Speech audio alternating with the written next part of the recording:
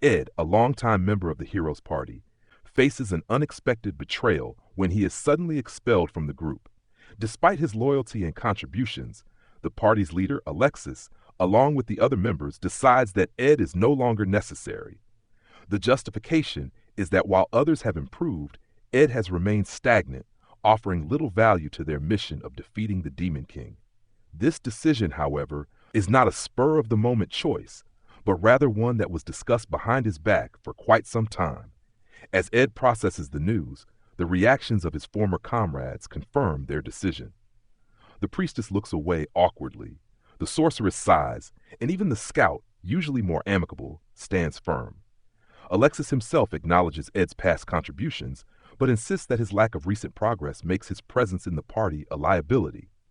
However, instead of showing anger or despair, Ed reacts in an entirely unexpected way. He celebrates his exile. His loud cheer stuns the party, who cannot comprehend why he would be happy about being cast out. However, Ed knows something they don't. His exile is his greatest advantage. Unbeknownst to them, Ed possesses a unique ability. Every time he is exiled, he gains a new skill. This power, which has shaped his journey across countless worlds, allows him to grow stronger with each rejection. The latest exile is no exception, and he eagerly anticipates the new skill he will receive. Before departing, Ed surprises the party by revealing his true capabilities. He reaches into thin air and pulls out a stack of documents, stunning the group as they realize he possesses a powerful dimensional storage skill, something incredibly rare and invaluable. The hero, Alexis, is shocked, realizing how beneficial such a skill could have been for their journey. However, Ed remains unfazed. Rather than gloating or berating them, he presents the papers as a final gift to the party.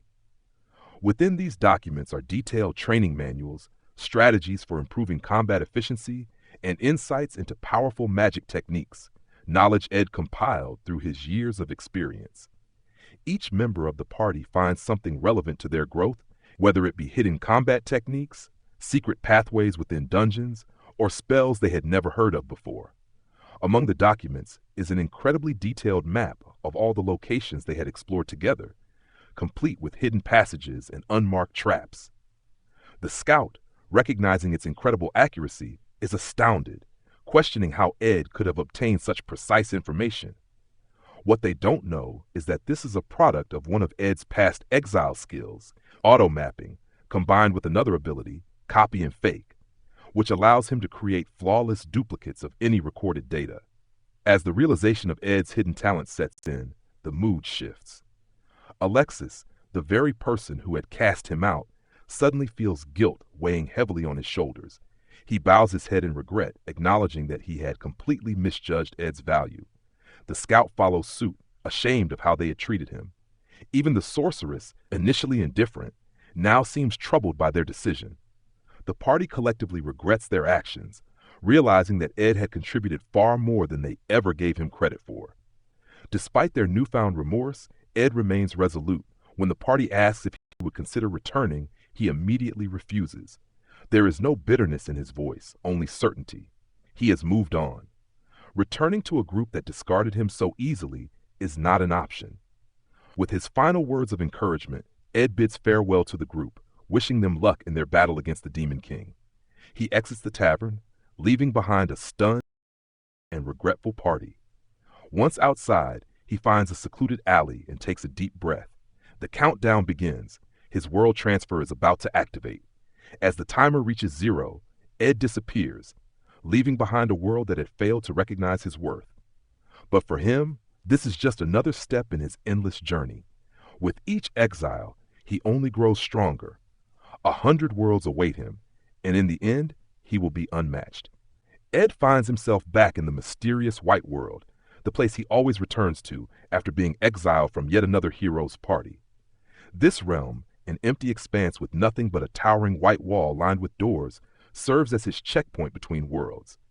Each door represents a world he has visited, and as he surveys the area, he notes that there are now 100 doors, a testament to the countless times he has been exiled and the many skills he has gained in the process.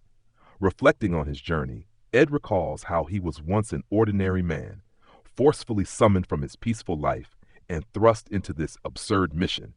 The rules given to him were clear. To return to his original world, he must join 100 different heroes' parties and be banished from each one.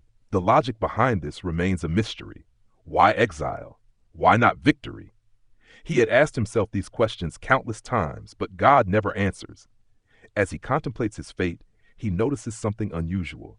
The crystal ball in the center of the table glows brightly, signaling that he is about to receive another banishment skill, a reward for once again being cast aside. These skills, granted by the unknown force controlling his journey, have been the key to his survival and success. Without them, infiltrating heroes' parties, gaining their trust, and ultimately being exiled would have taken far longer than the 100 years he has already endured. Ed touches the crystal ball, feeling the familiar rush of divine energy coursing through him. The new skill he acquires, however, seems underwhelming. He doubts its usefulness and suspects it will simply gather dust in his storage, much like the dozens of magical potions and artifacts he has accumulated over the years. Before he can dwell on it, an unsettling presence fills the air. For the first time in a long while, something changes in this static world. A new door materializes, separate from the rest. Unlike the others which lead to new worlds, this one is labeled 000, a number that makes his heart race. Could this be the door to his original world? Hope surges through Ed as he steps closer. He has spent a century wandering through unfamiliar lands, enduring betrayal after betrayal, all for the promise of returning home. But another realization quickly dampens his excitement. 100 years have passed. If time moved the same way in his world, then everything and everyone he once knew would be long gone. His family, his friends, they would all be dead. Frustration builds within him. If God truly has control over this twisted game, then why couldn't they manipulate time? Why should he return to a world that has already moved on without him? Just as he voices these thoughts, an answer, albeit a cryptic one, arrives in the form of a white-covered book falling from the sky. Flipping through its pages, Ed's breath catches as he spots something etched into the mysterious door. The number of years that have passed in his original world. 0. Time has stood still. Ed grips the door handle, overwhelmed by emotions.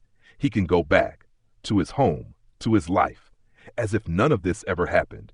The countless battles, the betrayals, the exile, it was all leading to this moment.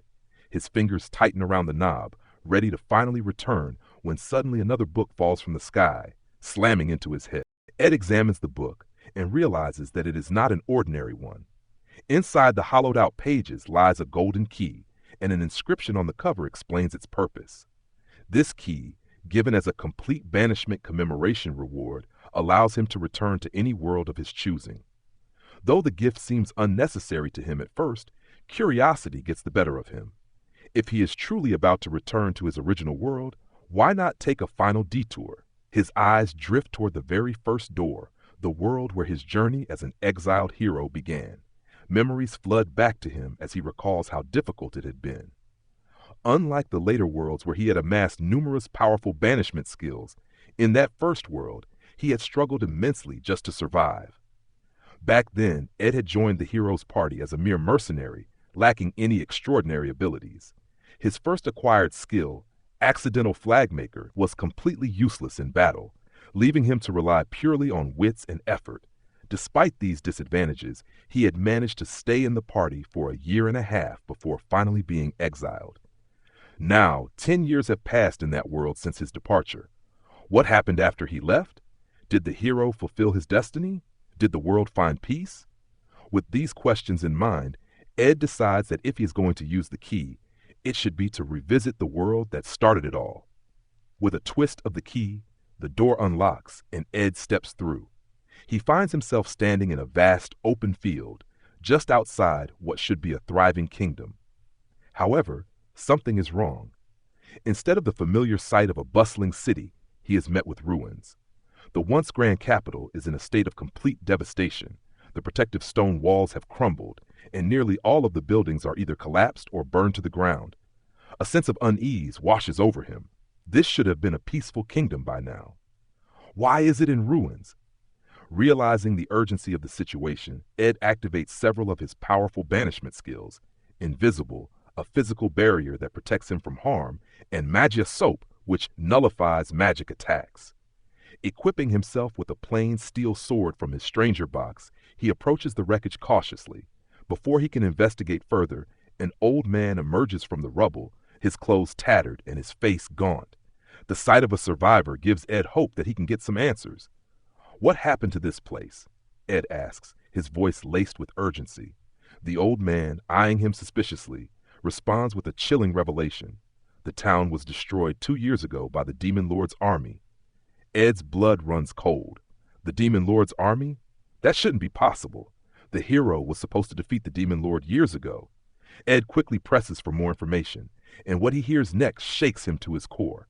The Demon Lord was never defeated. Instead, his army has been rampaging unchecked for over a decade. Shaken, Ed asks about the fate of Alexis, the hero, the prince, the man who had once exiled him. The answer comes bluntly: Alexis is dead. The hero, the chosen savior of this world, perished 5 years ago. The rest of the hero's party? Also dead. For the first time in years, Ed finds himself speechless. The proud and arrogant Alexis, who once stood before him with unwavering confidence, was now nothing more than a memory. Staring at the ruins before him, Ed is forced to confront an unsettling truth. His exile may have played a larger role in shaping these worlds than he ever realized.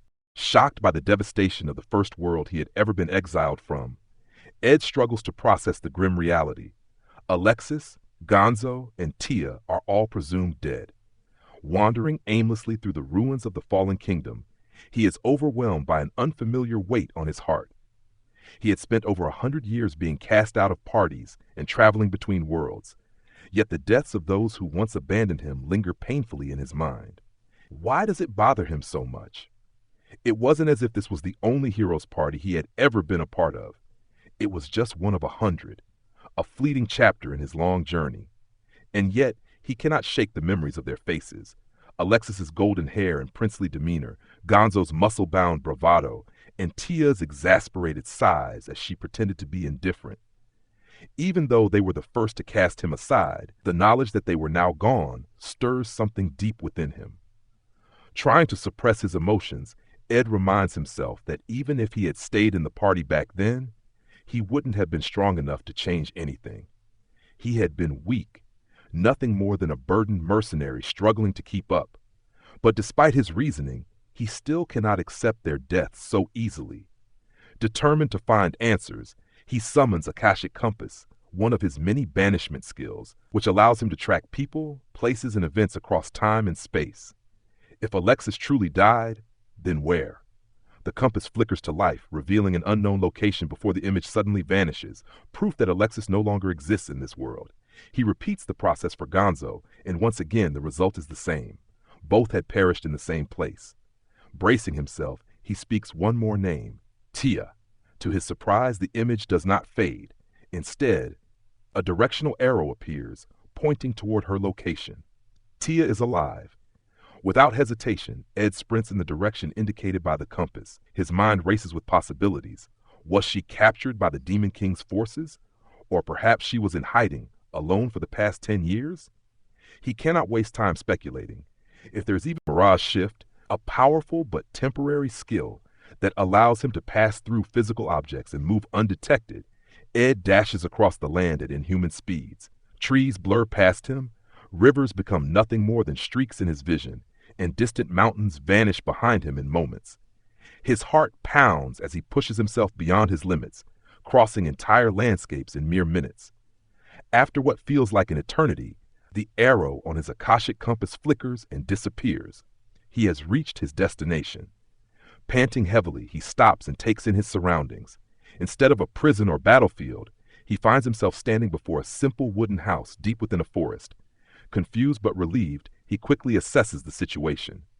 There are no guards, no signs of battle, and no traces of demonic presence. Whoever lives here, they seem to be leading a peaceful life. Realizing there is no need for urgency, Ed takes a moment to compose himself. After 10 long years, how does one even begin to greet an old comrade? He rummages through his stranger box and pulls out a woven basket, carefully filling it with bright yellow citrus fruits, a delicacy he remembers Tia once loved. Basket in hand, he steps up to the door and knocks. No answer. He knocks again. Still nothing. A sense of unease creeps over him. He had detected clear signs of life inside, so why wasn't she responding?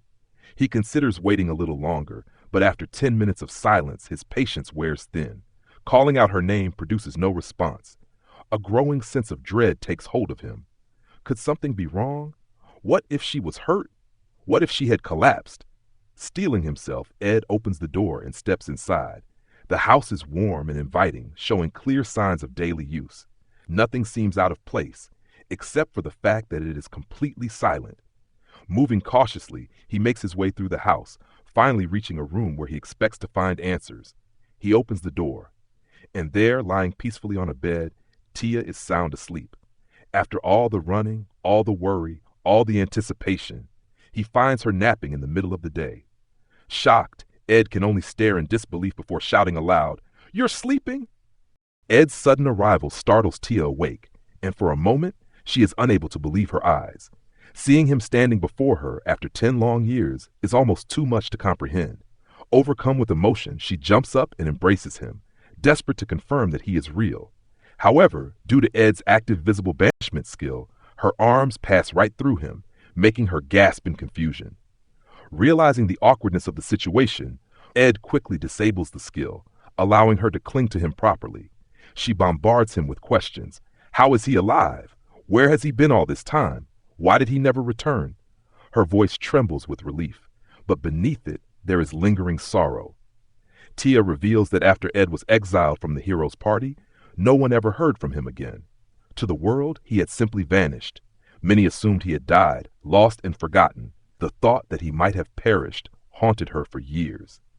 Ed, unable to tell her the full truth about his world-hopping exile cycle, fabricates a simple lie. He had to go into hiding after being banished, changing his identity to avoid the stigma. While Tia accepts this explanation, Ed cannot shake the guilt gnawing at him for deceiving her. Hoping to lighten the mood, Ed presents her with a basket of orange berries, a fruit he remembers she once loved. However, instead of eating them, Tia bursts into laughter. She explains that orange berries are normally used for skincare baths because of their extreme sourness. Ed, confused, insists that the ones he brought are sweet, prompting Tia to test one. She dramatically scrunches her face, pretending it is unbearably sour, only to break into laughter again, revealing that she had tricked him. Despite himself, Ed finds himself chuckling. This moment of nostalgia reminds him of their old days together, a time when things were simpler. However, the lightheartedness is short-lived. As their conversation continues, Ed makes a careless remark, a reminder that Tia had been among those who voted for his exile. The words hit harder than he intended, and her expression darkens with guilt. Realizing his mistake, Ed quickly apologizes. He harbors no resentment toward her. In truth, he acknowledges that back then, he really was a burden to the party. The decision to exile him had not been entirely unjustified. But Tia, rather than accepting his words, apologizes deeply. Tears well up in her eyes as she confesses something unexpected. She is the only survivor of their party. Alexis, Gonzo, and everyone else who fought alongside them are long dead. Ed feels an unbearable tightness in his chest. Tia's words cement the tragic reality he had already begun to piece together. Tia, believing Ed had come back to confront her, asks him if he blames her for what happened. Does he hate her for surviving when the others did not? But Ed has no such intentions. Instead, he tells her that he only wants to understand. What exactly happened after he left? How did Alexis, the so-called chosen hero, meet his end? Tia hesitates, visibly pained by the memories she has long buried. However, after a brief moment of silence, she takes a deep breath and agrees to tell him everything. But not here. She excuses herself to change into proper clothes, leaving Ed to wait at the table. As he watches her walk away, he notices something. Tia has grown thinner. Her normally radiant energy feels dimmed, as if the years have worn her down more than they should have. When she returns, dressed in her familiar grass-colored traveling outfit, she carries a tray of tea, the same kind she had once served him all those years ago. The scent alone brings back a flood of memories. Sitting across from Ed, Tia begins to unravel the tragic story of what happened after he was exiled from the hero's party. She starts with something unexpected, they struggled to find a replacement for him. According to Tia, many who applied for the position were warriors seeking recognition, hoping to prove themselves worthy of a place in the legendary hero's party. They weren't interested in doing menial tasks. Some even forced themselves into battle, disrupting strategies and slowing the party down. Frustrated by the constant failures, Alexis, the hero, dismissed 4 different replacements before finally giving up.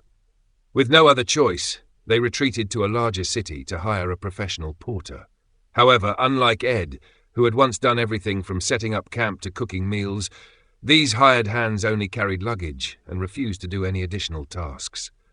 When one such porter stated, "I'm here to carry supplies, not be your servant," Alexis, in his royal arrogance, immediately fired him. Realizing too late just how much Ed had done for them, they struggled to function properly. By then, however, his absence had become a permanent void. Desperate, they accepted help from a man who appeared at the perfect moment, a new porter who promised to carry everything, handle all chores, and work without complaint. Seeing no other option, Alexis and the others took him in, hoping to finally regain their party's stability. But that decision would prove to be their downfall. As the party ventured further into enemy territory, crossing into the Demon King's domain, they found themselves face to face with a massive demon army waiting for them. However, they had prepared for this battle, believing in their strength and strategy. What they hadn't prepared for was betrayal. Just before the battle, their new porter fled. Ed is baffled. How could a lone porter escape when the entire party had struggled to make it that far? Tia, her expression pained, explains the truth. The porter used a transfer crystal. A transfer crystal is a rare magical artifact that allows its user to teleport instantly to a previously registered location. The party had several of these as emergency escape tools, but since they activated upon breaking, they were entrusted to the porter to prevent accidental use in battle. That was their fatal mistake. The porter, rather than fulfilling his duties, stole the crystals, supplies, healing potions, and magical tools, then vanished in a flash of blue light. With all of their resources gone, the party was left defenseless. Surrounded, outnumbered, and weakened, they were forced into a desperate retreat. However, escaping the Demon King's army didn't mean survival. The border between the human and demon lands was home to countless powerful beasts, and without their supplies, they had no way to recover from their wounds. Forced back into the battlefield, they were pushed to their limits. Tia's voice trembles as she reaches the final part of the story, the moment everything fell apart. With nowhere left to run, they prepared for their final stand. Tia had hoped that, at the very least, she would be able to unleash her strongest spirit magic before she died. But then, Alexis, the hero, the prince, the man chosen by God, did something unexpected. He had secretly kept one transfer crystal hidden away. Unlike the others, this one was meant only for him, because, in the grand scheme of things, he was the most important. A hero could not be replaced. But instead of using it himself, Alexis shoved it into Tia's hands and shattered it with the hilt of his sword. With a soft, bittersweet smile, he apologized. "I'm a hero. How can I be so uncool as to abandon my friends and run back? I'm sorry." Before she could react, the teleportation activated, whisking her away to safety. The last thing she saw was Alexis standing tall, smiling, as he made his final stand. Tia's hands tremble as she recalls the memory. Her breath catches in her throat, and finally the weight of it all breaks her. Tears spill from her eyes as she sobs uncontrollably, grieving the loss of those she had fought beside for so long. Ed, sitting in silence, can do nothing but watch as Tia buries her face in her hands and cries, releasing the pain she has carried alone for all these years. After releasing the painful memories of her past through tears, Tia finally manages to compose herself. Though her eyes remain red and swollen, she forces a small smile, thanking Ed for listening. Seeing her in such a vulnerable state stirs something within Ed, but before he can say anything, Tia continues her story. She explains that when she was transported away by Alexis's final act, she reappeared inside a hidden chamber within the castle of Notland. Disoriented and devastated, she was quickly found by the castle's soldiers. They brought her before the king, who, after hearing her story, made a shocking decision. He declared that the hero's party was officially wiped out. At first, Tia had been furious. How could they just erase Alexis's sacrifice like that? But when she saw the king's sorrowful expression, she realized the truth. His decision was not one of cruelty, but of necessity. Announcing her survival would not only draw unnecessary political and public scrutiny, but it could also lead to resentment and blame. Some would argue that she should have died in Alexis's place.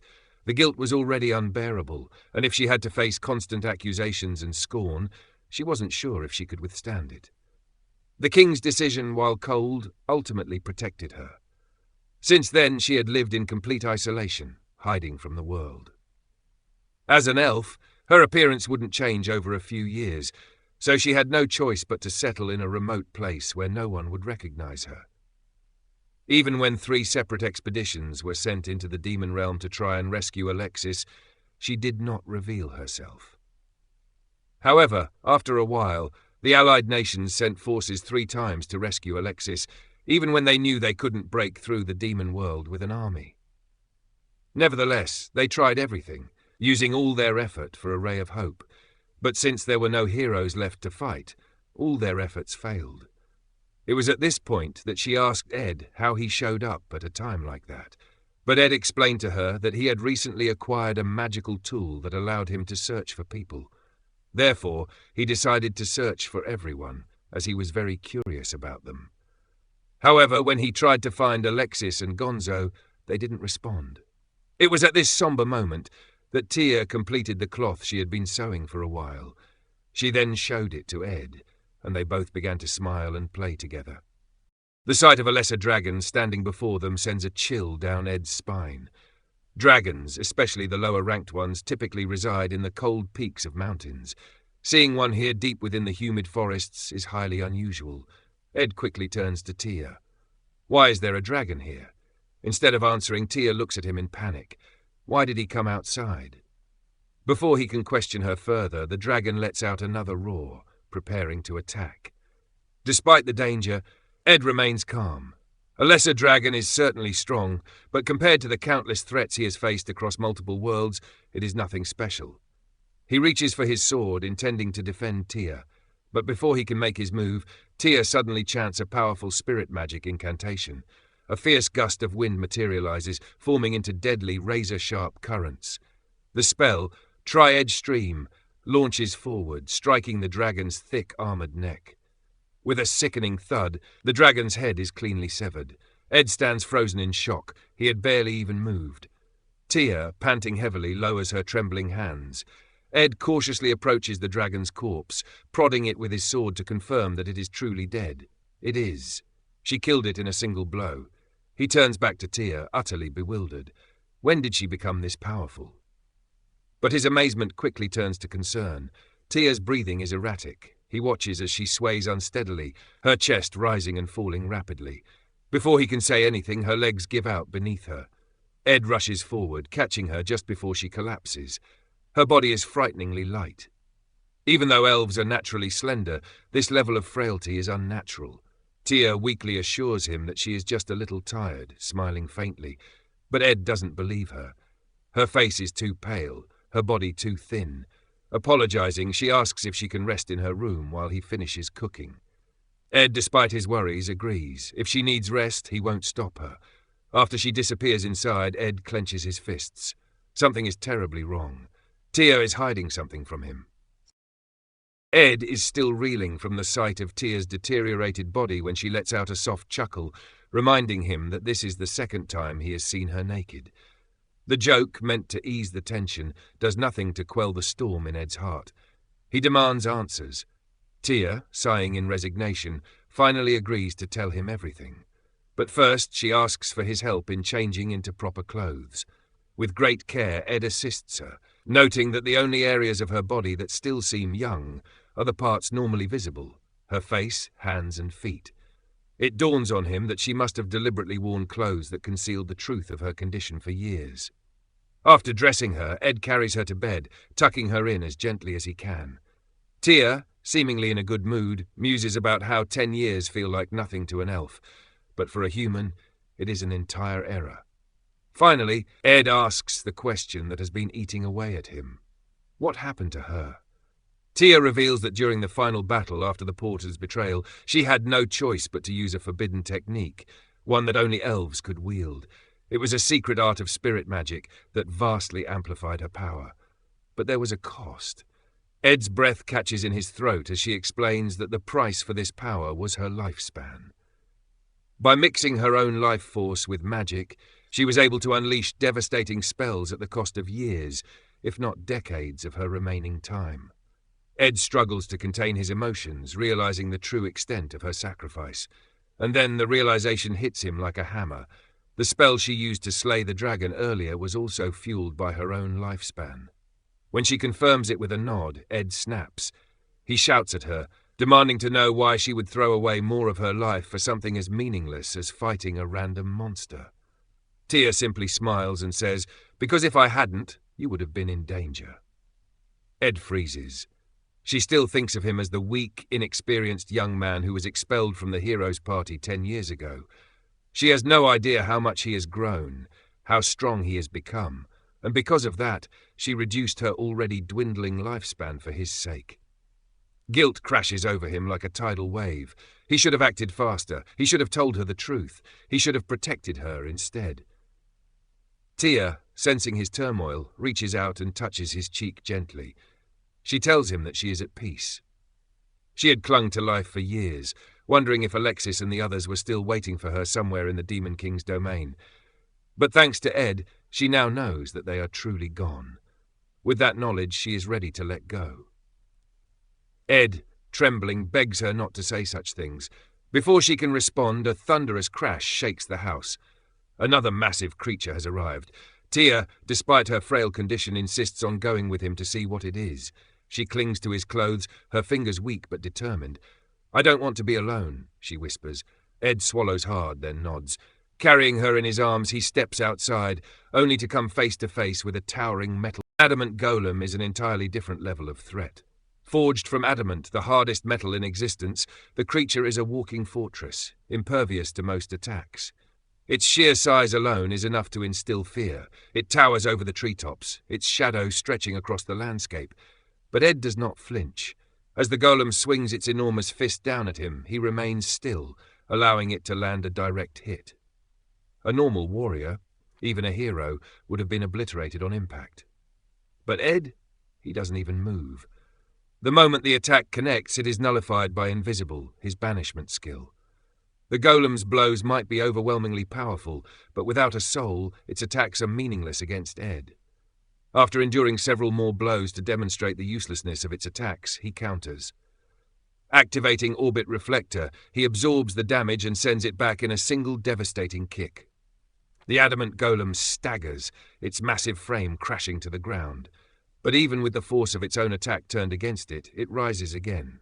Ed smirks, retrieving a unique weapon from his stranger's box, a sword hilt with no blade. Holding it high, he drives the hilt into his wrist, letting his own blood flow into the weapon. The blade materializes in a deep crimson hue, forged entirely from his life essence. The golem lunges again. Ed sidesteps, weaving through its attacks. Then, with one swift motion, he swings his sword. There is no resistance, no sound, no struggle. The golem falls in two. Tia, watching in stunned silence, finally finds her voice. "Ed, you're so strong?"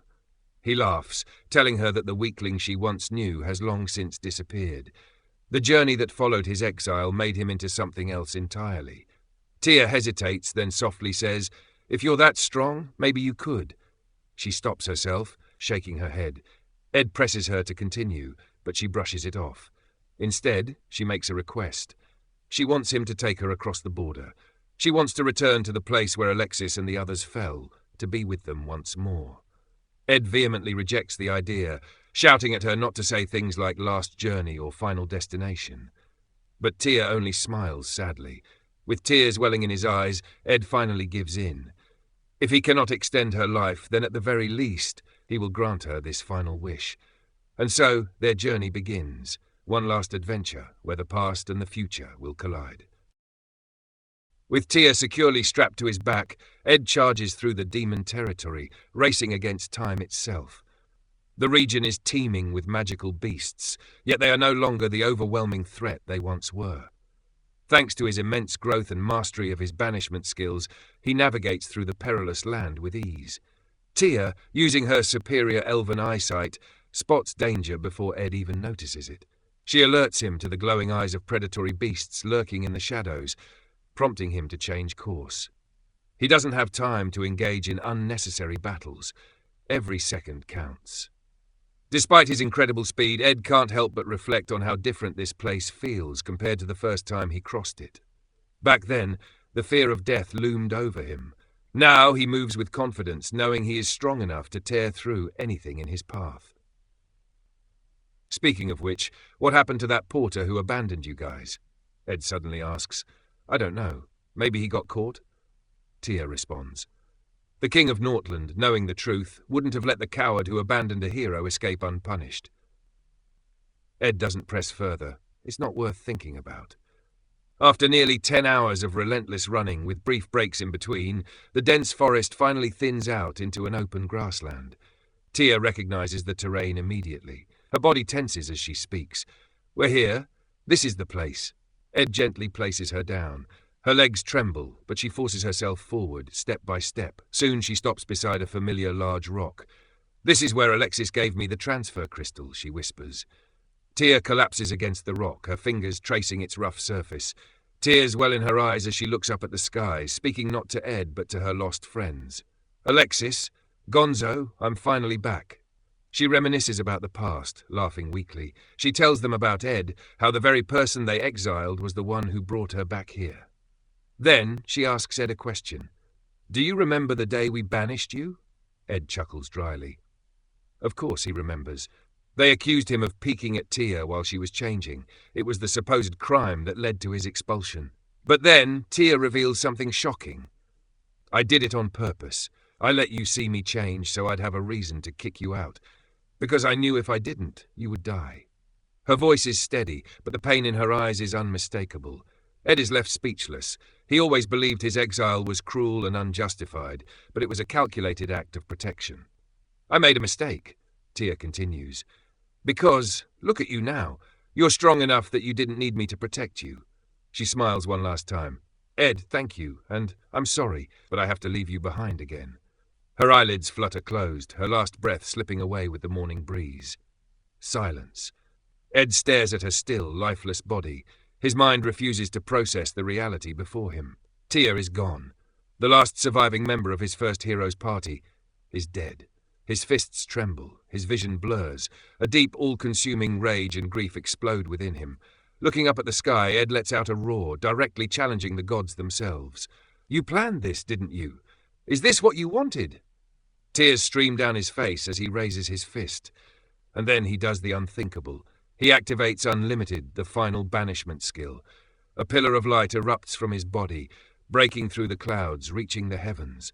The world disappears in a flash of blinding light, and then everything fades to black.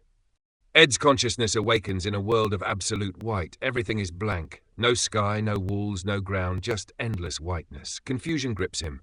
The last thing he remembers is activating his skill. He spins around, searching for any clue. Then a single white table appears. On it rests a white book. Cautiously, Ed picks it up and flips through the pages. As he reads, his heart stops. The book explains that he has been expelled from his original world. And to return, he must travel through 100 different worlds, join the hero's party in each one, and be exiled. What the hell kind of nonsense is this? A crystal ball suddenly materializes before him. Instinctively, he reaches out and places his hand on it. A sudden rush of power courses through his veins. His body tenses as a skill etches itself into his soul. Flagmaker. A passive skill that automatically triggers dramatic events, ensuring that no matter what happens, he will always be caught up in something major, be it good or bad. Are you kidding me? But before he can curse his fate, another wave of power crashes over him. Searing pain, agonizing heat, memories, hundreds of them, invade his mind. He sees worlds he has never set foot in, yet somehow he has lived through them all. Over and over he is exiled, banished, rejected. Each time he grows stronger. And then the final banishment skill awakens. One more game. Its effect? To start over from the very beginning, with all of his memories, skills, and experiences intact. His entire body collapses from the overwhelming sensation. It's too much. The weight of 100 lives presses down on his soul. But then he laughs. He has a second chance. He can change everything. Summoning every ounce of strength, Ed pushes himself up. He scans his surroundings. Only one door remains. Door 001, his first world. This time he won't be exiled in disgrace. This time he will rewrite history. With a determined smirk, he grips the door handle and swings it open. "All right, you damn gods. Let's do this again."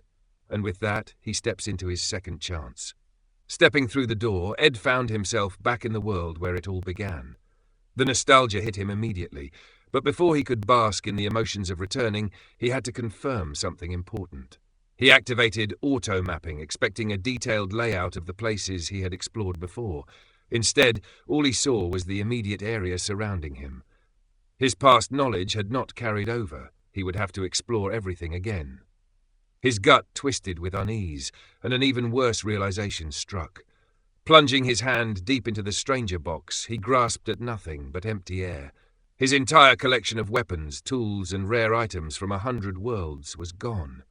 A scream of frustration escaped him as he collapsed to the ground. It made sense. If only his memories transferred, then material possessions wouldn't. But knowing that didn't make the loss any less painful. Shaking off his despair, he got to work. He hunted a horned rabbit, ensuring he had enough to pay the entry tax when he reached town. As he arrived at the gates, he handed over the rabbit to the guards and walked into the lively streets without any trouble. Now came the real challenge. How should he approach Alexis and the others this time? He remembered their first meeting vividly. Back then, he had accidentally bumped into Alexis and, realizing he was the hero, clung to his leg, begging to join the party as a porter. That approach had worked before, but it wouldn't do now. He needed to become someone they would not only accept but value. 2 choices lay before him. He could sell himself as a porter, leveraging the stranger box to prove his worth. His ability to store infinite supplies would be invaluable, and Alexis and his group were already struggling with finding a reliable porter. The downside? Alexis didn't respect porters much. If Ed overstepped his bounds, he could easily be dismissed like the one who came after him. Alternatively, he could present himself as a swordsman. After 100 years of training, his combat skills were far beyond what they had been before. He could likely stand on equal footing with Alexis now. However, the hero's party wasn't looking for another combatant. If Alexis saw no need for an extra swordsman, Ed might never even get a chance to prove himself. He stood in the bustling market, debating between the 2 options. Then a thought struck him. Why not both? Instead of choosing, he would present himself as both a swordsman and a porter. He just had to find a way to prove it in an undeniable way. And so, with a confident grin, he waited for Alexis to arrive. Not long after, Alexis strode through the streets, his golden hair shining in the sunlight. The people whispered in admiration as he passed, their eyes filled with awe. He was the hero, chosen by the gods, and he carried himself like royalty. To Alexis, this was only natural. After all, he had been blessed with talent, status, and divine favor. Just as Alexis was reveling in his self-importance, Ed stepped in front of him. Without hesitation, he challenged the hero directly. "Hello, my hero friend. I was wondering if you might be looking for someone to fill a position. Would you be interested in the best porter and the strongest swordsman?" Alexis frowned at the boldness of the statement. No one spoke to him so casually. His blue eyes narrowed as he sized up the ordinary-looking man before him. Who was this guy? But before Alexis could dismiss him outright, Ed placed his hand on his sword. The tension in the air was palpable. Ed stood with a confident smirk, his fingers resting on his sword hilt, while Alexis gave him a skeptical look. The golden-haired hero was not amused. He was used to commoners treating him with respect, not casually stepping in his way and issuing a challenge. But Ed's words were intriguing. He claimed to be both a porter and a swordsman, 2 roles Alexis had no interest in, but there was something about his confidence that irked him.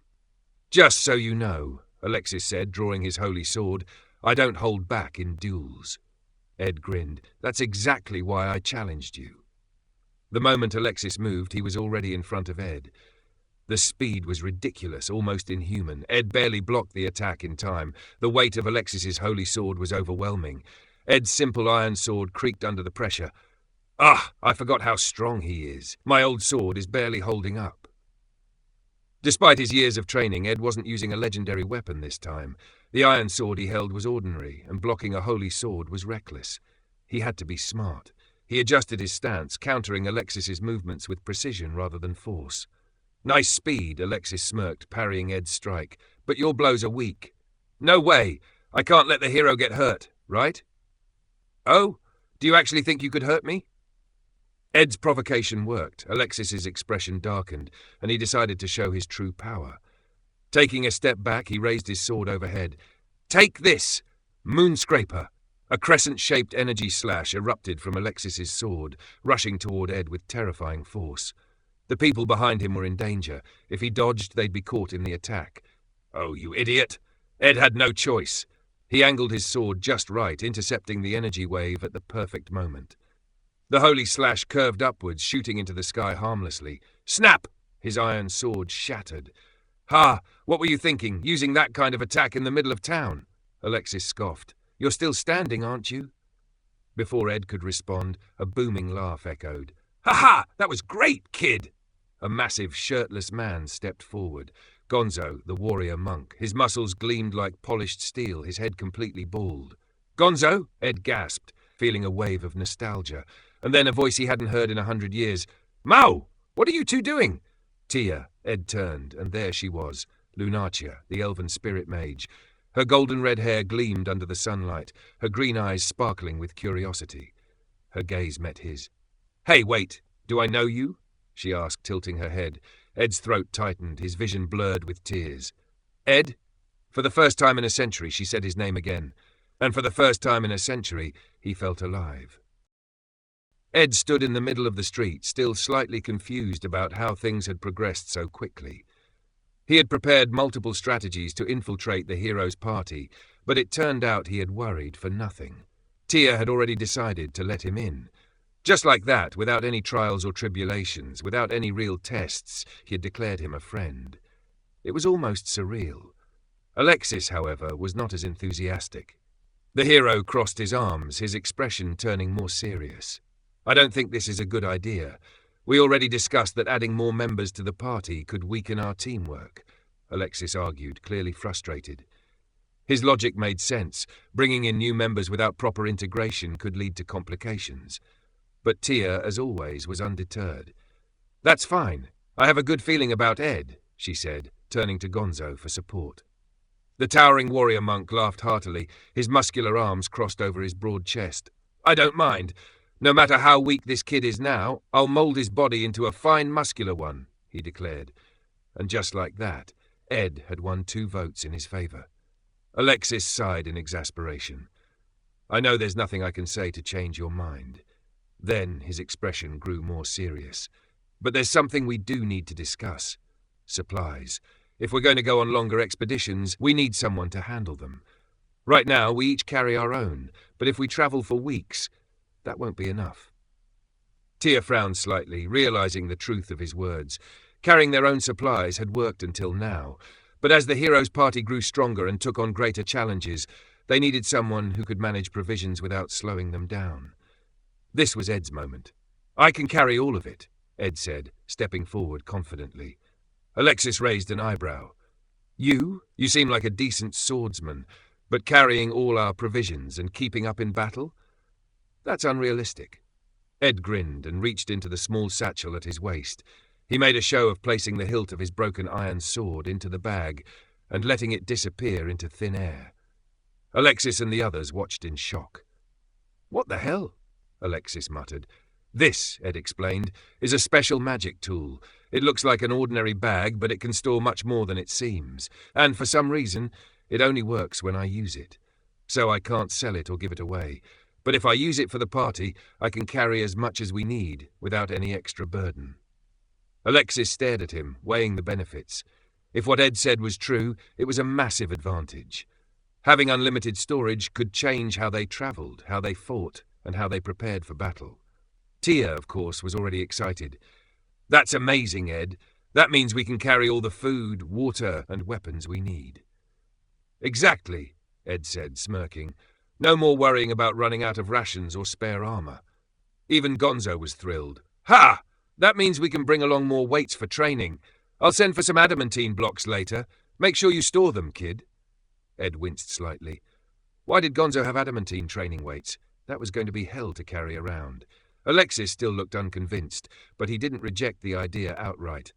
Instead, he pulled out a coin and flicked it toward Ed. Instinctively, Ed caught it, and his breath caught in his throat.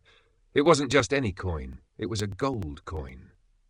Wait, is this a mistake? Ed asked, blinking in disbelief. There's no mistake, Alexis said coolly. If you're going to handle our supplies, then prove yourself. Buy everything we need, spend it wisely, and you don't have to return the extra. Ed stared at the coin in his palm. This was a test. Alexis wasn't just giving him money. He was seeing what kind of decisions Ed would make. How much food would he buy? What kind of supplies? Would he go for cheap and efficient, or would he invest in quality? Ed felt a familiar thrill. He had been a porter before, but this was different. This was a chance to show his true worth. He smiled and bowed slightly. Understood. I'll make sure we're fully prepared for our journey. Alexis nodded, but didn't say anything else. He was watching, waiting to see how Ed would handle the responsibility. Then something unexpected happened. Tia suddenly grabbed Ed's arm, beaming with excitement. "Let's go shopping together," she said, tugging him forward. Ed blinked. "Wait, together? Of course, this is important, right? I'll help you pick out everything." "But isn't Alexis waiting?" "It's fine," she interrupted cheerfully. "Alexis can wait.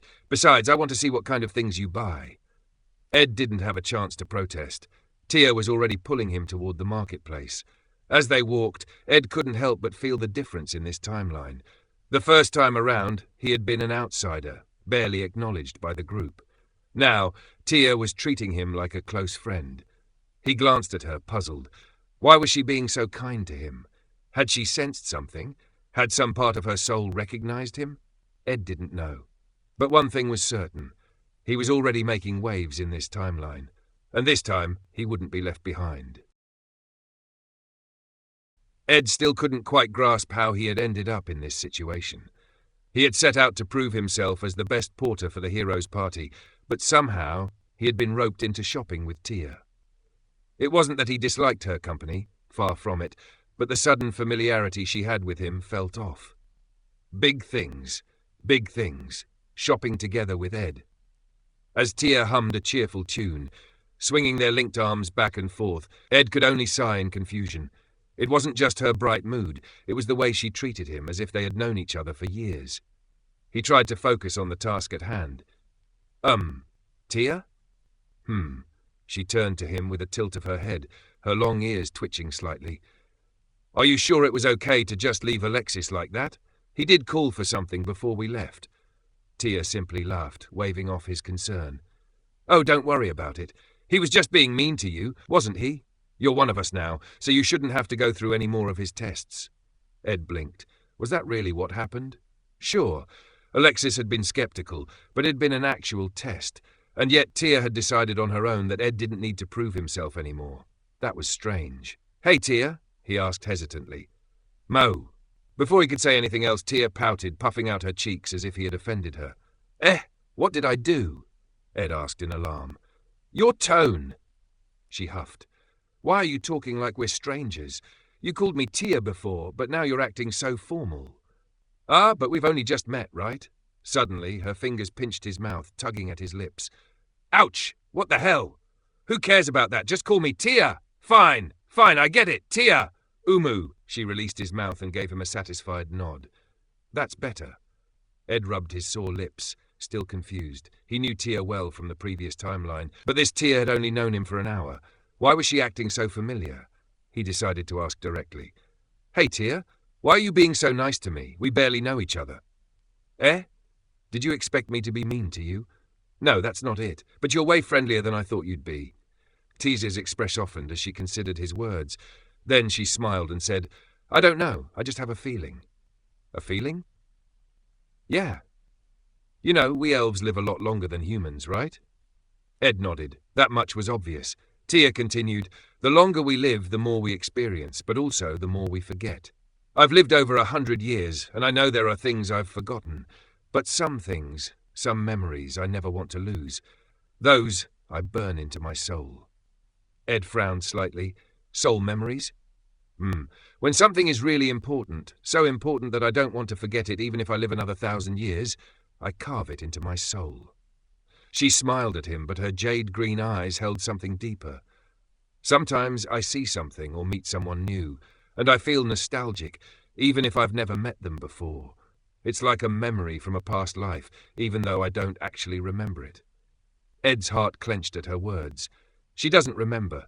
She doesn't remember the journey they had taken together. She doesn't remember the battles they fought. She doesn't remember how she died in his arms. And yet, somewhere deep in her soul, a part of her still recognizes him. Ed forced a smile. "I see. That's quite an honor." Tia grinned and stretched her arms. "Well, forget all that for now. Come on, we have shopping to do. If we take too long, Alexis will get grumpy." Ed chuckled. "Can you really call the hero grumpy?" "Of course. Gonzo and I are the only ones who can say it." Ed smirked. "Why don't you try calling Alexis by his name? I bet that would be funny." Tia gasped dramatically. "Oh, Ed, you should do it. Call him Alexis and see how he reacts." "Hell no, I'd rather not get kicked out on my first day." Tia pouted, but didn't push him further. They walked together down the busy streets, but Ed's mind was still lingering on what she had said. Tia didn't remember the past, but her soul did. Even if she had no idea what had happened before, a part of her still recognized Ed. That meant maybe he really could change the future. Maybe this time he could save her. Ed took a deep breath, pushing those thoughts aside. For now, he had a job to do. "All right, let's get started. I know exactly where we need to go." Tia's eyes sparkled with curiosity. "Oh, you do?" "Yeah. I've done my research. I know the best placed places to buy supplies, high quality, cheap prices, and barely anyone knows about them." "Ooh, that sounds interesting. I was going to show you around, but maybe you should be the one showing me." Ed smirked. "Then leave it to me, Ojo-sama. I'll take you to a nice, weird, and slightly smelly store." Tia giggled. "Weird and smelly? Sounds fun." With that, Ed grabbed her hand and led her down a narrow street off the main road. Her fingers curled around his, warm and familiar. The first time he had walked these streets alone. This time he had Tia by his side. And this time he wouldn't lose her. Ed hadn't expected to be standing in front of Alexis so soon, arms full of supplies. The leader of the heroes' party gave him a scrutinizing look, the kind reserved for newcomers who had yet to prove themselves. But if Alexis had any concerns, Tia certainly didn't share them. "Welcome back, Tia. So, how did it go?" Alexis asked, his tone neutral. "Huh? What?" Tia tilted her head in confusion. Alexis sighed. "I see. Well, I didn't expect much from you in the first place." "Mo? See, Ed? Alexis is being mean again." Tia whined, puffing out her cheeks in mock frustration. Ed could only offer her a nervous laugh.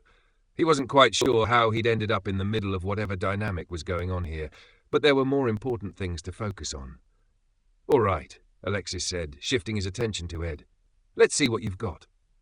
Ed nodded and placed his purchases on the plush carpet.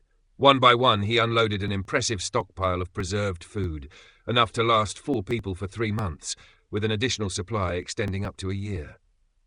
Well packed," Alexis remarked, inspecting the goods. "I did my research," Ed replied. "A little expensive, but I bought from a reputable source." Quality over cost, that was a philosophy Ed lived by, especially when it came to survival. He wasn't about to risk their lives on questionable market stall food, but the real highlight of his shopping spree was yet to come. With a dramatic flourish, he reached into his bag and pulled out a massive waist-high device, letting it land on the floor with a thud. Alexis raised an eyebrow. "Let's ignore the fact that it's obviously too big to fit in your bag. What is that?" Ed smirked. "A magic tool that produces water." Tia groaned. "I told him we didn't need it." "But he still spent 50 silver on it." Alexis frowned. "If Tia can generate water, then why?" "Because," Ed interrupted, 50 silver for something like this is a steal. New ones go for 10 times that. And while Tia's magic is reliable, what happens if she's injured? Or if we get separated? With this tool, we can store mana in a magic stone beforehand, ensuring we have water even in dangerous situations. A beat of silence passed before Alexis gave a slow nod. "That's actually a solid argument." Ed barely stopped himself from grinning. That expression, subtle as it was, meant Alexis was impressed. This time around, he had been able to buy the tool. He had been able to make the right choice. Last time, he hadn't. Shaking off the memory, Ed moved on to the remaining supplies, consumables, spare equipment, and finally a new weapon. It wasn't anything special, just a simple iron sword, but it would do for now. Alexis eyed the weapon. Not the best quality. I expected you to spend more on it. Ed chuckled. Oh, I've got a better plan. Alexis narrowed his eyes. Go on. Ed grinned, the expression of a man with a trick up his sleeve. Let's go to Atorumtine. There's a great treasure there. This time he knew what was coming. This time he wouldn't make the same mistakes. This time he was 6 months ahead of the world.